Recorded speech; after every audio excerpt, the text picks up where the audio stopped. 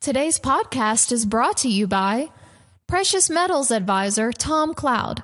With nearly 40 years' experience in the precious metals industry, Tom Cloud offers sound advice and the best rates on precious metals. Learn more at ftmdaily.com/gold.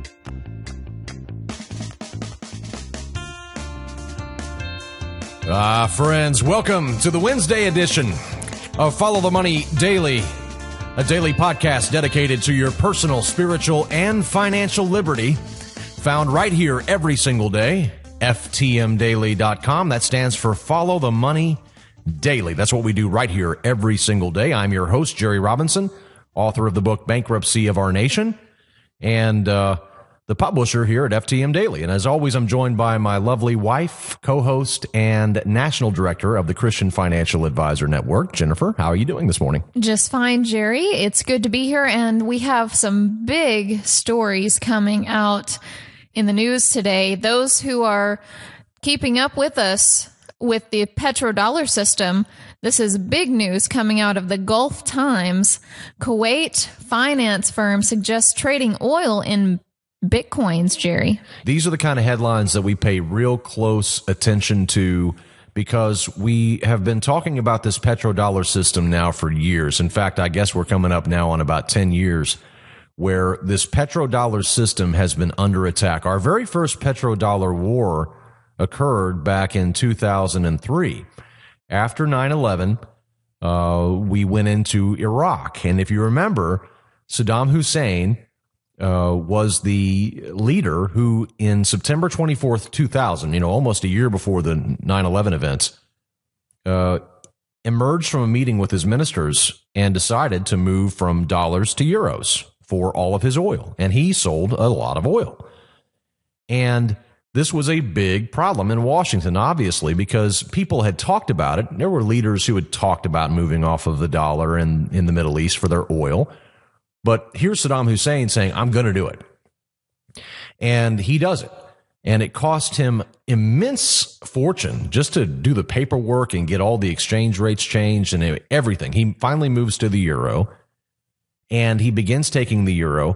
And it does really well because, remember, the euro comes out and all the economists during the time, whenever the euro first hit the street back at the beginning of the millennium, said, the euro is going to collapse. This is a bad idea. Well, it is a bad idea, but it didn't collapse, and we don't believe the euro is going to collapse. We think it just continues to get stronger. In fact, that was one of the things that we've been saying for the last 4 years. We have done well betting against those who thought the euro was going to collapse. And the euro has turned out to be a very strong currency, and that worked out well for Saddam Hussein. He made a great move. Well, the United States said, well, we're not going to put up with this. We're going to put this to an end. The next thing you see is Saddam Hussein hanging from a tree. And the very first thing that the military did when they got to Baghdad was to switch the payment method for oil. Oil coming out of Iraq now is priced in, guess what? U.S. dollars, no longer euros, and there is no longer a Saddam Hussein to collect those euros. So that all has been fixed. Now, Iran has also been violating the petrodollar system. They have been taking gold and, yuan. I mean, they'll take anything, but they don't want the dollar, just like Venezuela. And this is your axis of evil. I mean, we hear about these evil countries, and no doubt about it, these guys are backwards. They're despots. I mean, there's no doubt about it. But they also have one thing in common. They don't take the dollar for their oil. And so whenever you see a story like this, Kuwait finance firm suggests trading oil in Bitcoins. This is not a new story. But the fact that it's coming out again in the Gulf press, I mean, this is the Gulf Times here. The fact that they're putting this out again is very telling. There was a report put out by the Kuwait-based investment banking and asset management firm Kuwait Financial Center. They're also known as Markaz. And they put out a report called Disruptive Technology, Bitcoin's Currency Reinvented. And the concept here is, why not use Bitcoin instead of US dollars for all of the oil sales coming out of the Gulf.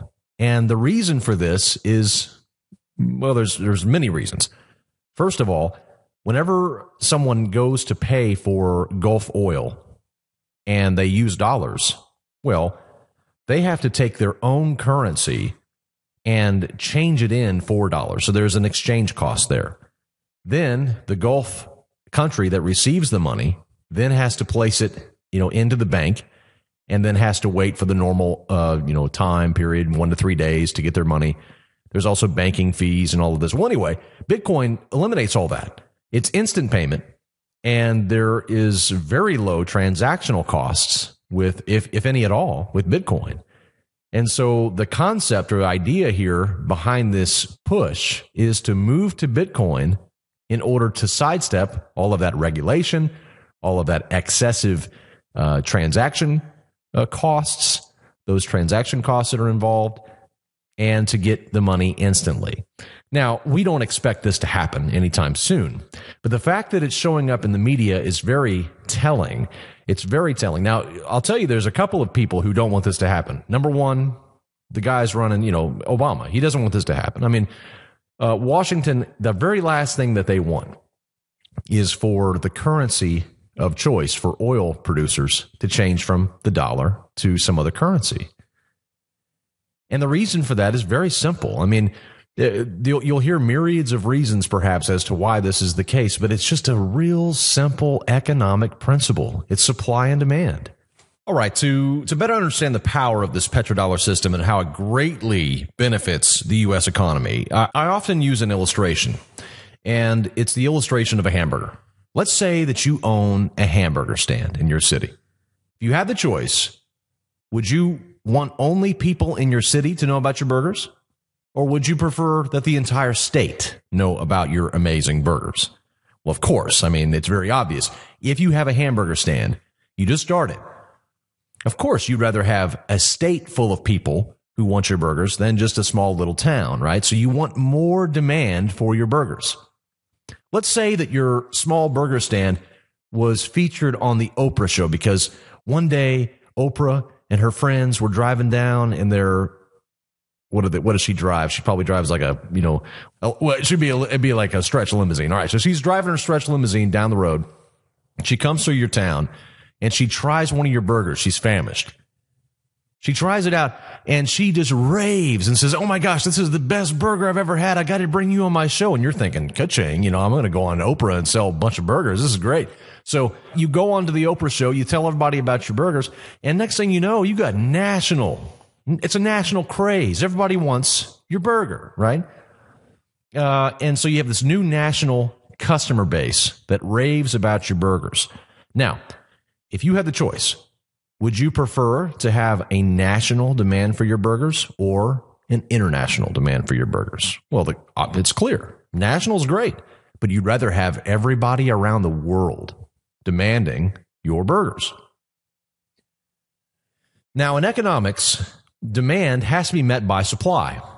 And so in this case, the more demand that exists for your burger, the more burgers that you're going to have to buy, the more fry cooks you're going to have to hire, the more machinery you're going to have to buy, and the more locations you're going to have to purchase. But here's the key. Listen closely now.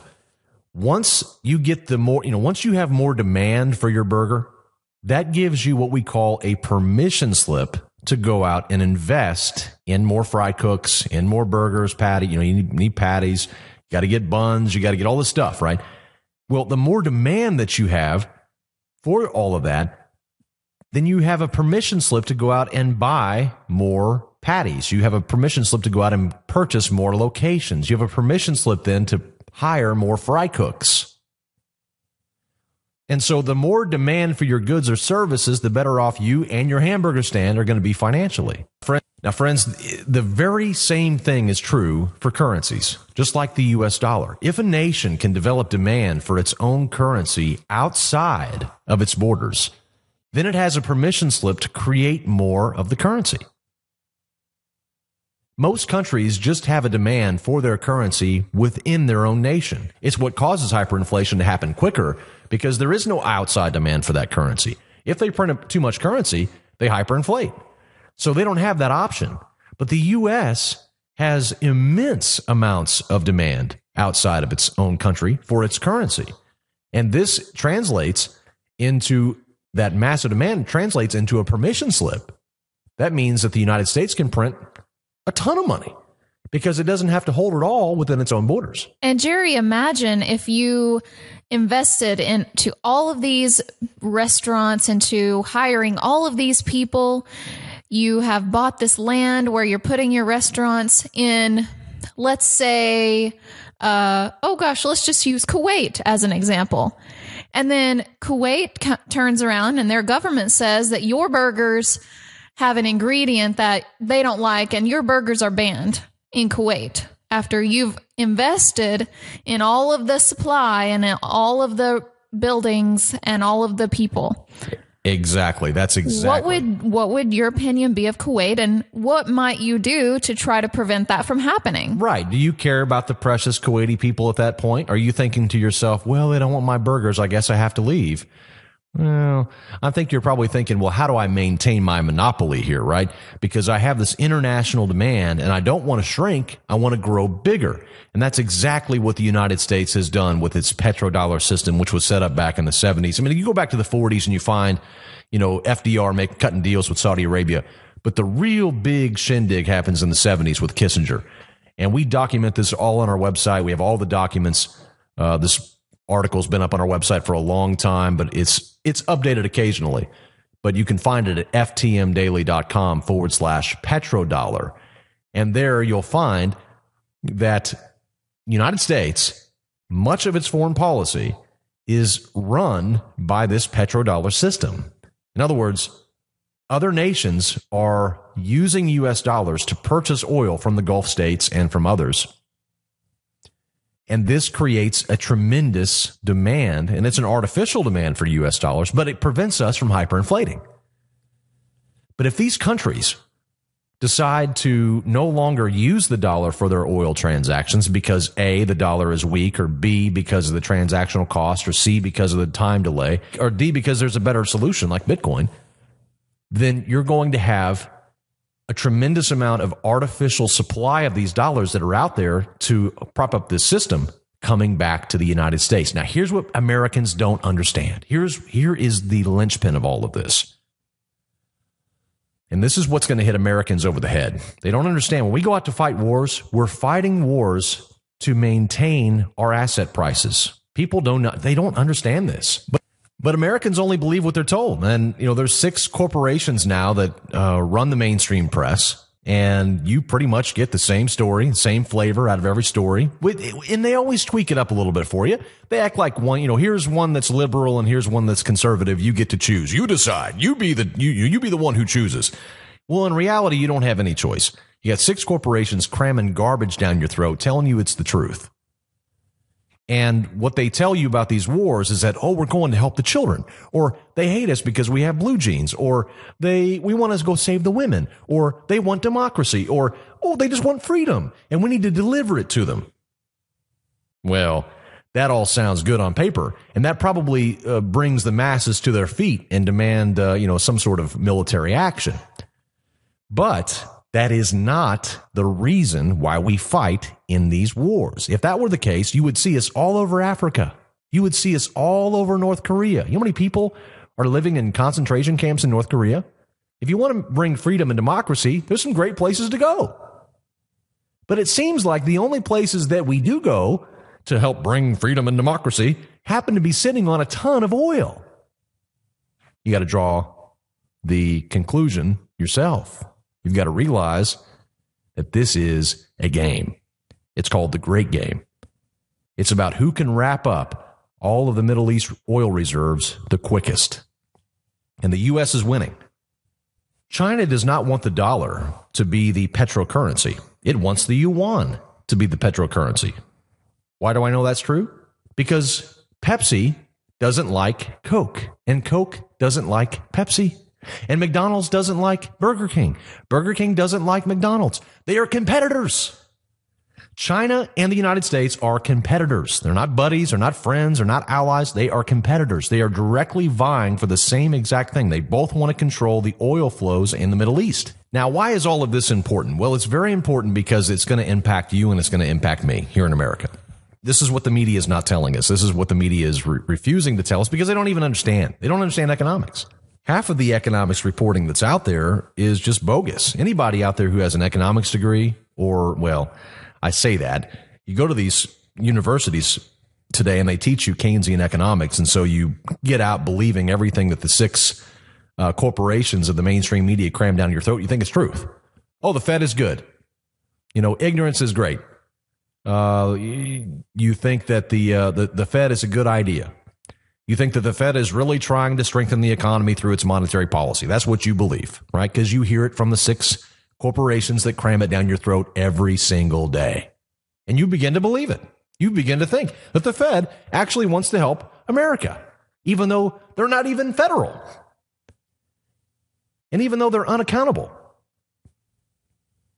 Now, the U.S. dollar sits in a lot of bank accounts around the world. There are a lot of U.S. dollars out in the global economy.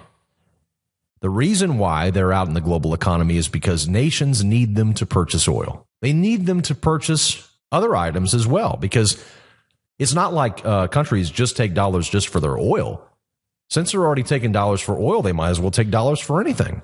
And so you find that almost we have a global de facto currency system that relies upon the U.S. dollar predominantly. Almost everybody will take it. But whenever you have stories like this that talk about Bitcoin could replace the dollar in the Middle East, this is equivalent to financial war upon the United States. And that's how the United States views it. That's how Washington views these things. That's how they viewed Saddam Hussein whenever he said, let's dump the dollar and use the euro. Next thing you know, he's hanging in a noose. Whenever Iran says, we're not taking dollars for our oil, they're enemy number one. Saudi Arabia, by the way, is, did you know Saudi Arabia wants a nuclear weapon? You ever hear that in the media? Did you know that Saudi Arabia hates Israel with a passion? You ever hear that in the media? You know that if you walk into Saudi Arabia with a crucifix and a Bible, you will be hauled off to jail and then beheaded? You ever hear that in the media? You ever hear any of that in the media? All you hear about is Iran. Iran this, Iran that, Iran's bad. Everybody should hate Iran. Iran's a terrible regime. Well, I don't disagree, but so is Saudi Arabia. No, don't say that. Why not? Because they take the dollar for oil. There I said it. Right? There I said it. Saudi Arabia takes the dollar for their oil. They're our buddy. Iran doesn't take dollar for oil. They're not our buddy. That's not what the six corporations are going to tell you through the mainstream media. They are programmed to tell you that Saudi Arabia good, Iran bad. Saudi Arabia good, Iran bad. Kuwait good, Iran bad. Oman good, Iran bad. Right? Syria doesn't use the dollar. Syria bad, and Jordan good. Come on. Are we in fifth grade? Are we in kindergarten? Who believes this stuff? Saudi Arabia is financing ISIS. Kuwait is financing ISIS. And Iran's the bad guy? That's the only bad guy? Come on.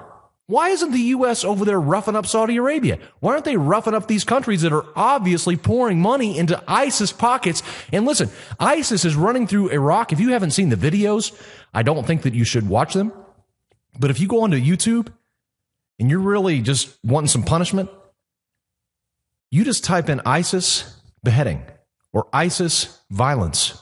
You see what these thugs are doing as they walk around with U.S. weapons that you paid for, and they drive in U.S. Humvees, which you paid for, and they use those weapons to kill innocent women and children on video and then broadcast it to the world. That's your money. That's your money at work. That's what Washington has done with your money. And now they want you to be upset at Iran. Iran They're a bunch of wild, crazy men. We have to go in and we have to help straighten things out because they just don't quite know how to run their government. Well, why don't you talk to Saudi Arabia? Why don't you talk to Kuwait? These guys are funding ISIS. They're funding Al-Qaeda. Jerry, that's conspiracy theory. Jerry, you're such a conspiracy theorist. Give me a break. Turn off the corporate mainstream media. They're lying to you. And I'll tell you what they're lying to you most about. Oh, you know what? I'm on my third cup of coffee. I shouldn't be this cranky.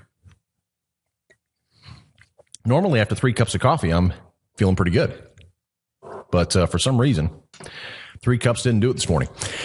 Okay, the one thing that you've really got to watch out for is the dollar and the Middle East. Because there are 2 major forces at work right now. A, the United States is doing all that it can to maintain the U.S. dollar as the primary currency for oil in the Middle East. Secondarily, China is doing all that it can to replace the U.S. dollar with the yuan as the petrocurrency. So, in essence, the Middle East is turning into a proxy war for the major empires to see who can maintain hold upon it. It's a slippery slope. And now we have ISIS, who has erased the borders between Syria and Iran. They are now calling for they're announcing they have a caliphate. 10,000 guys have a caliphate? This is bogus. This looks more like a PR thing to me than anything else. How did 10,000 guys create a caliphate? Can the U.S. not squash this? Can the Iraqi army not squash this? Can the Saudi Arabian army, can Israel not squash this? They're acting in the mainstream media as if this is out of control, like it's impossible to stop. What's going on here? There's something amiss about this story. Something's wrong. Everything doesn't add up. There's something real fishy about this story. But back to the dollar for a moment, because this is the key. When, not if, but when these Middle East nations, for whatever reason, whether it's because of this or because of that, I mean, who knows what the reason's going to be. But when they actually move away from the U.S. dollar, we will all find out here in America how strong that relationship is between the United States and the Saudis. If the Saudis decide to move to another currency like the yuan or the euro or gold or Bitcoin instead of the dollar, the propaganda war against Saudi Arabia is going to be so thick you won't even believe it. You know what you'll start hearing in the news? Out of nowhere. Let's say it's 2015 when this happens. All of a sudden, for the first time, the mainstream media, this corporate-controlled mainstream media, is all of a sudden going to remind us that, did you know the 15 of the 19 hijackers on 9/11 were Saudi Arabian? Didn't notice that. Suddenly. Oh, you know Saudi Arabia wants to build a nuclear weapon? Oh, is that good? The media will start to ask these. Suddenly they'll all of a sudden take an interest in Saudi Arabia and whether it's good or whether it's bad. All of a sudden. And it'll all have to do with this dollar and who takes it and who doesn't. That's what this is all about. That's why the name of our organization is called Follow the Money. I don't care what these guys say. I've heard these guys have been jacking their jaws forever, and they always say the same thing, and then you follow their actions and they do something different. That's why you follow the money, not their lips, because they lie to you all day long. And they're telling us right now that Saudi Arabia's our buddy and Iran's our enemy. But in fact, both of them are completely maniacal. They both hate Israel. They both want to rule the Middle East. They both want power. They both support terrorism. And the U.S. is going to have to go to war with these countries if they drop the dollar as their petrocurrency.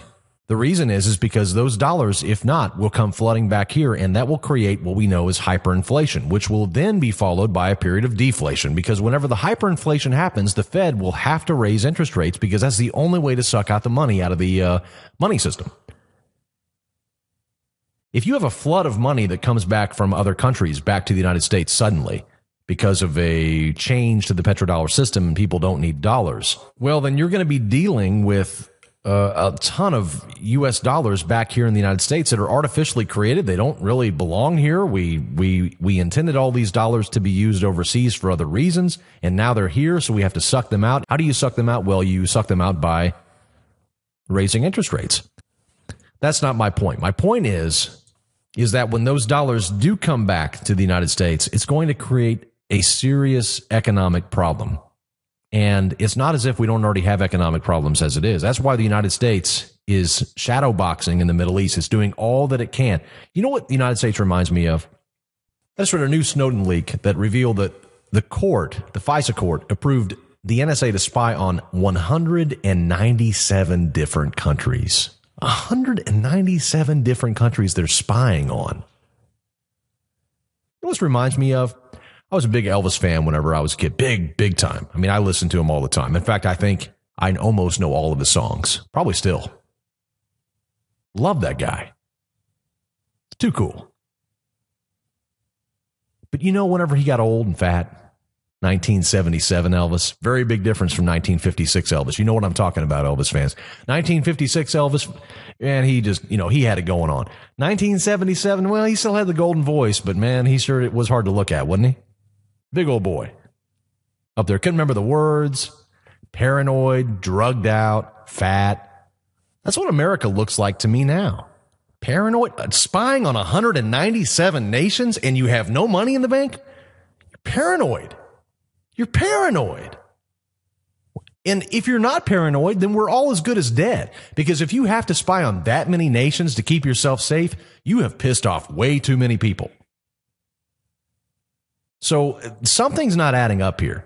Why are we spying on 197 nations? And why am I being forced to pay for it? Why are you being forced to pay for it? When did I get a vote on this? And when's the referendum going to come and say, Jerry, you don't have to pay to spy on all these nations. It's your choice. And I'm going to say, take us off the list. And if they come bomb us and kill us, you know what? Then that's going to happen anyway. All right? That's going to happen anyway. Let's reinforce our borders. Let's protect ourselves. Let's get ourselves out of this mess and handle it now. Because I'm telling you, propping up this empire is going to become more and more expensive. Much more expensive than it is currently. I told you yesterday that the BIS, the Central Bank of Central Banks, is now saying that, oh, look, all the money that you pumped in, central banks, is going to cause another financial crisis. It's going to be worse than the last one. Well, give me a break. The Fed is creating another bubble, and we already told you this, but now the Central Bank of Central Banks is saying, stop printing money, stop lowering interest rates, because you're going to cause another financial crash worse than 2008.